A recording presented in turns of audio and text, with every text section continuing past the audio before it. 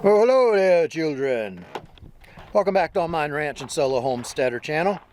All Mine Ranch is the property name. Solo Homesteader is the channel name. It's Saturday morning, 3-day weekend because I took yesterday off. Didn't get any work done here yesterday on the property. Well, barely any. I did refill my IBC tote that I get my drinking water from. I have once every month or so I have to move water from these big cisterns right here out to my IBC tote. So I did that. And let me turn off my fan, let the light adjust. I'm in the main house now.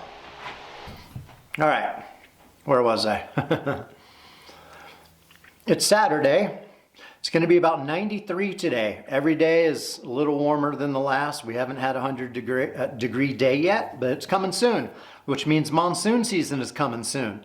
Now, I recognize that my work slows down. I don't like working in the heat. And the pattern is that over the summer, I just can't do crazy long hours working outside, hard labor in the cooking sun, especially being so fair-skinned. Even with the cowboy hat and sleeves, it's, hard on me.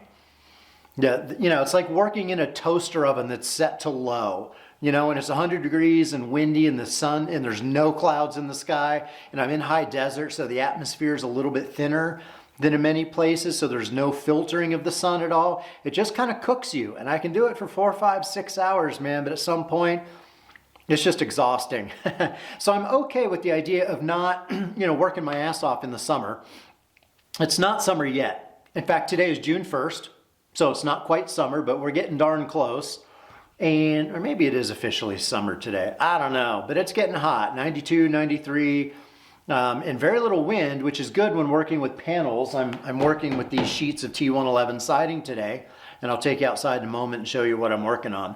But my point is, it's pretty hot. I'm not as productive in the heat, but because it's only a few weeks away from the start of monsoon season, which I think officially starts around June 20th roughly, we're going to get storms and wind, severe wind, which means that anything that is susceptible to damage from wind, I need to batten down the hatches and get it done. And that means putting T111 siding panels on my solar array, which I did last weekend, although I didn't film any of it. And it's why I've been doing 3-day weekends, taking Fridays off of work, PTO, to get stuff done. But yesterday was Friday, took PTO, but I had to do a couple of things, which was run into town to my credit union and take out a check, get a cashier's check for 5 figures, which is a sizable check to do the final down payment on the additional 9 acres that I'm buying to the west.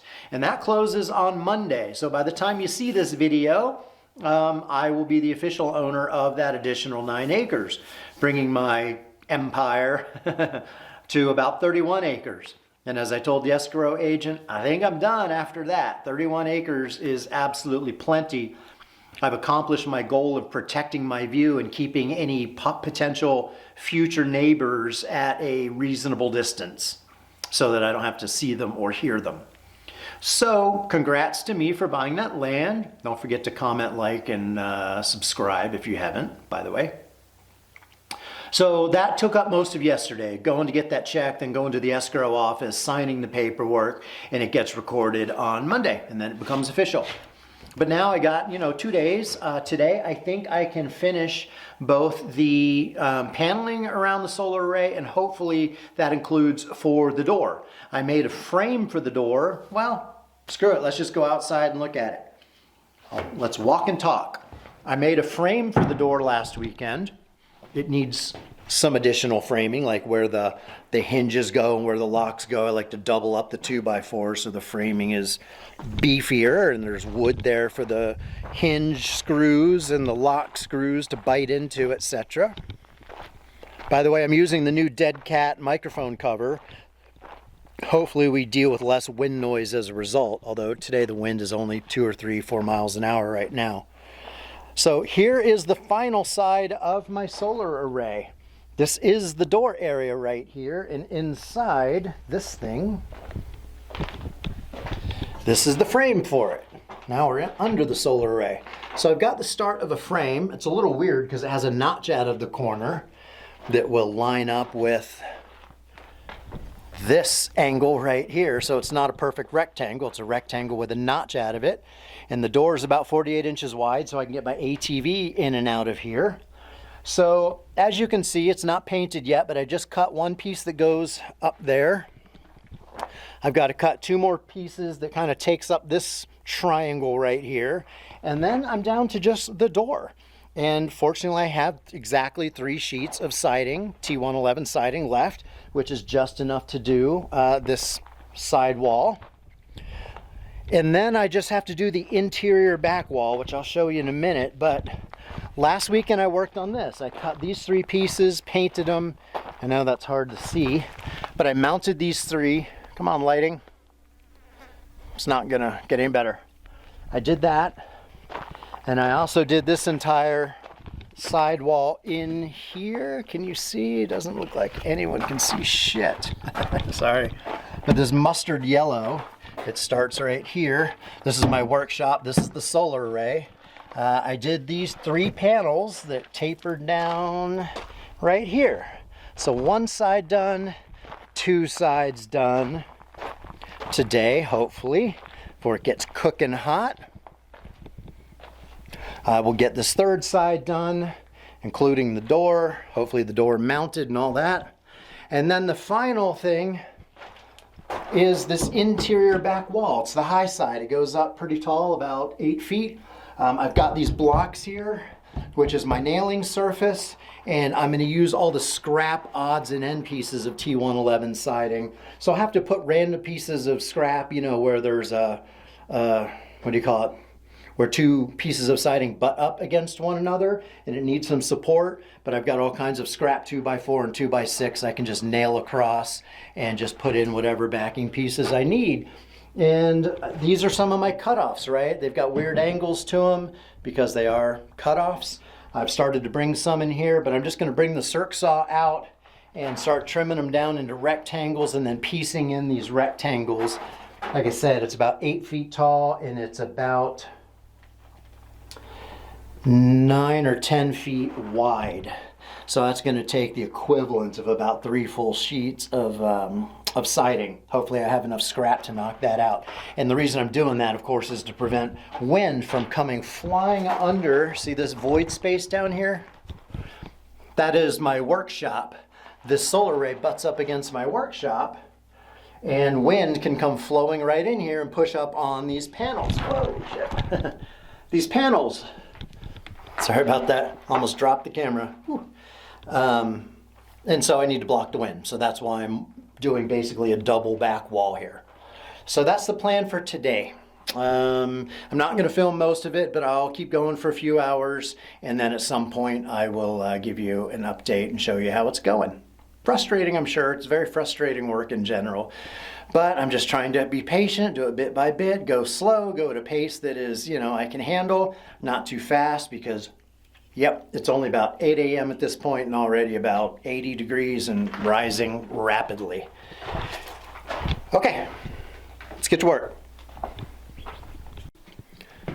Well, here I was talking for about 10 minutes, thought I was recording, but apparently I was not.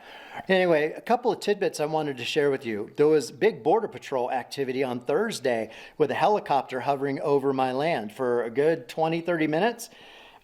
I don't know that there was a group of border crossers apprehended, though, because I never saw a transport van.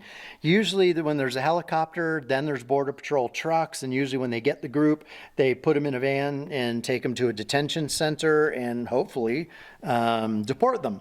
But I never saw the van or anything like that. After the helicopter left, after hovering for about 20 minutes, a Border Patrol pickup truck came and did some up and down the nearest road to me, and just on the lookout, but didn't seem to apprehend anybody and left after about 20 minutes.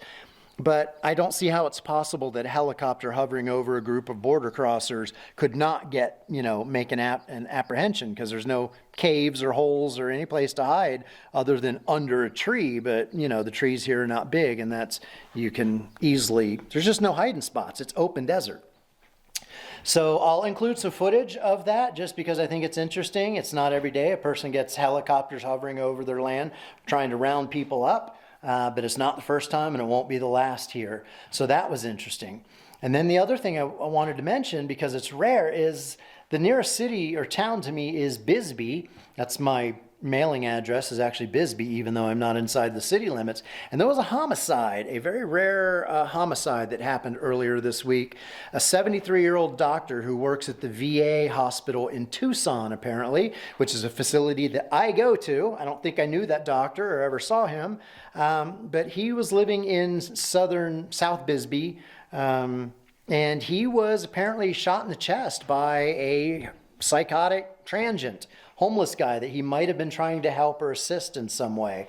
It was in his home and just shot cold dead, and they got their man within hours, but the news crews showed up and apparently were interviewing people, so it was all over the news, in the paper. It's in the Bisbee-oriented Facebook groups, which is how I saw it.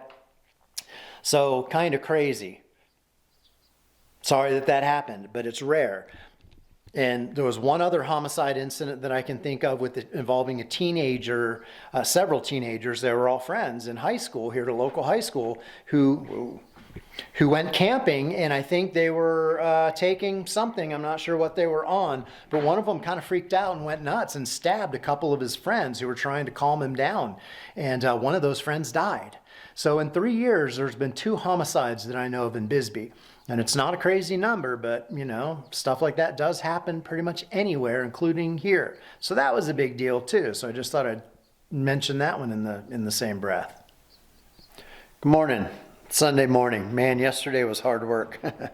Wasn't that I killed myself with the work. It was just so hot all day.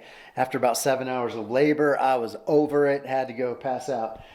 I'm down to my last piece of T111 siding, and it's bowed. It'll flatten out, but that's the piece that's going on my door. It's painted. I got to paint that little strip, but let me show you what I got going on out here. It's only 6:30 a.m. and whoo, that sun just came over the hill. Sunny, sunny already. Beautiful day though. Gonna be a beautiful day. Just had to order some more window fans off of Amazon to move some air through my house. All right, here's the wall. I got these 2 panel pieces put on. I don't know if y'all can see that. And then here's the door. Whoops, I cannot see what you guys are seeing. I'm trying to show you what I got done yesterday, but I realize the lighting is extreme because the sun just came up. Anyway, I've got to panel in up there. I've got that piece cut and painted. The panel I just showed you is to cover the door. I got these other 2 pieces right here. And of course, you saw before, these front panels are on. And my panels on this side are on. Let me turn around. The thing I like about this whole solar array is this hallway that it creates. Isn't that trippy? Maybe the lighting's bad. But this creates a breeze. Now I have a breezeway essentially that's what, like 30 feet long, 35 feet long. It's a hallway, but it really funnels the air in between these 2 buildings. It did end right here before, but now I've got this additional space. And when the wind comes through and I'm hot and sweaty, boy, that feels good. And it's shaded back in there except for all of 1 hour per day. So I can just stand in there and let the breeze come through and cool me down. So that's really nice. So I'm at the point, almost at the point, after I get those panels done, where I just have to go up top here. There's a couple pieces of wood that go in up there that need to be painted red. And then I've got to come back on this first solar array and redo these trim pieces. I'm basically using the same T111 siding that I cut and put around, but I think I want to go with 2x10s instead that drop down in, kind of like I did over there. To me over there, it looks a lot better than it does right here.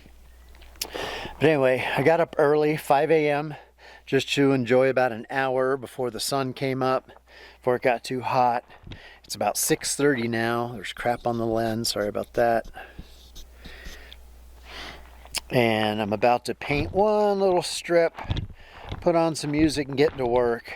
Even though the temperature's nice, it's only about 70 degrees because this paneling is facing the east and the sun just came up, bam! I'm in the direct sun right from the get-go. So hopefully, oh, and then I've got to do, sorry about the lighting, it's extreme. Is that any better?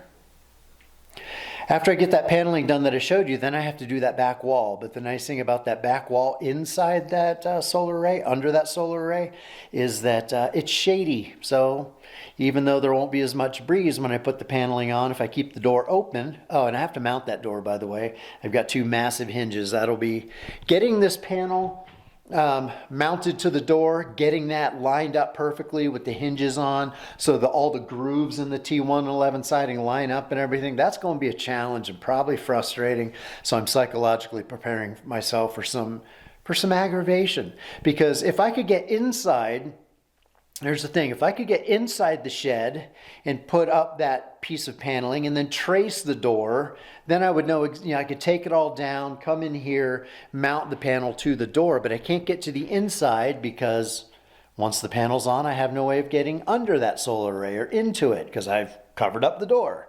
So I can't do that. So I have to kind of wing it, which is going to make for some interesting, fun challenge. But so I'm mentally prepared to do that. So let's get into it. All right, so I took the door off, and now I just mounted these 2 pieces of siding on it, T111 siding. I had to make not educated guesses, but imprecise judgments about how much overlap to have at the top and the bottom, because it's a door that swings out, and I'm trying to prevent wind from coming in. I've got to have an overlapping border, and that also sort of functions as a door stopper in general, so the door doesn't over close, if that makes any sense. So this is the tricky part. It's heavy, it's bulky. I tacked it down with about 8 screws, 6 or 8 screws, in case I have to redo it.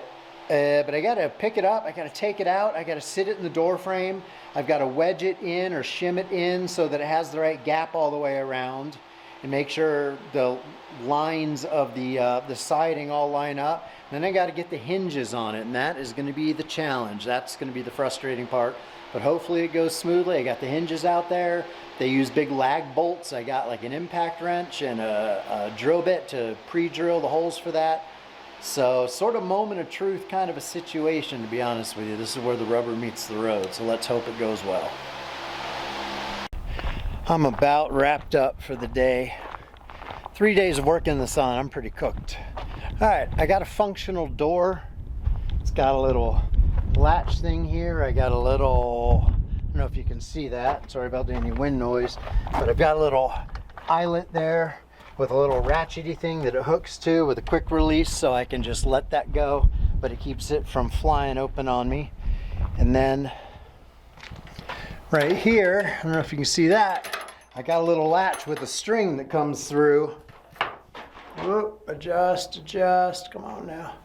There we go, a string that comes through with a little pull thing. So if the wind ever slams that shut and it latches, I won't be, sorry about the light, I won't be trapped in here because I can just pull on this.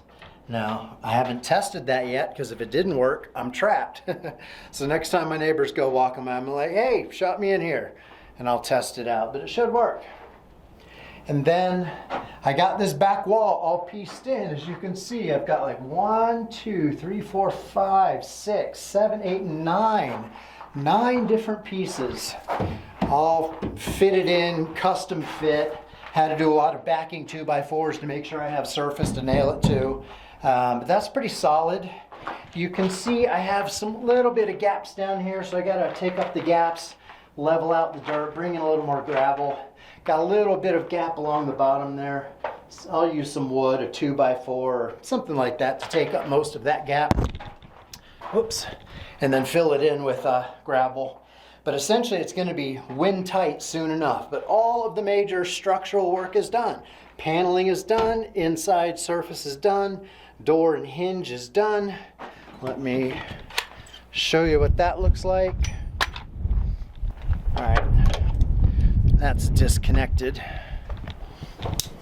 Just a little, can you see that? It's just a little quick release ratchety string thingy. I don't even know where I got it, but it's been laying around for a long time. Finally found some good use for it. And I put a little light in here just in case I do get trapped in here. There's actually no light and no electrical outlet. I'll have to rectify that eventually. But if the door closed on me and I was trapped, I got a little emergency light. So come come out. Oh, windy. I close my door. I push on it a little bit. And there we go. It blends in nicely. All the lines line up. Looks pretty good. Nice little shed. But now, last thing I do before I wrap up for the day, I'm going to bring my motorcycle and my ATV in here because, or at least the ATV. Well, I think both. Because I want to make sure it fits and I'd like to free up some space in my garage port. So that's the last thing I'm gonna do. I'm gonna bring the ATV in here and I'll show you what that looks like. All right, check it out. I got my motorcycle and my ATV in here. They barely fit. Motorcycle's wedged back in there. I was hoping to kind of do a 10-point turn and get it sort of aimed this way, but that's good enough for now. I can deal with it later. And then this barely fits in, and I've only got about 2 or 3 feet coming in the door. This is how wide I have. And then I'm going to put a bunch of extra solar panels that I'm not using right away. I'm going to put the solar panels here just to get them out of my way. But yeah, that's nice. That frees up a lot of space in my garage, not having these bad boys under here. So all the efforts that are just doing a standard solar array, the normal way that's open, you know, I paneled it all in and made it windproof, or is going to be totally windproof, all so that I could have good solid storage under here. There will be water dripping between these in heavy rain, but it should be a reasonable amount of water drippage, not anything that has me too concerned. And I do have a cover for the motorcycle. I can get one for the ATV, and I'm looking at a big old dust devil out there by the border wall. It's a dust devil kind of day out here. Anyway, very busy 3-day weekend. This is about my third 3-day weekend in a row that I've been working on this thing, and it's nice to see light at the end of the tunnel. Just some detail work, a little touch-up paint here and there, and I can call it good. So I'm going to end the video there. Thanks for watching. Make sure you like and subscribe, and I'll see you later. Bye.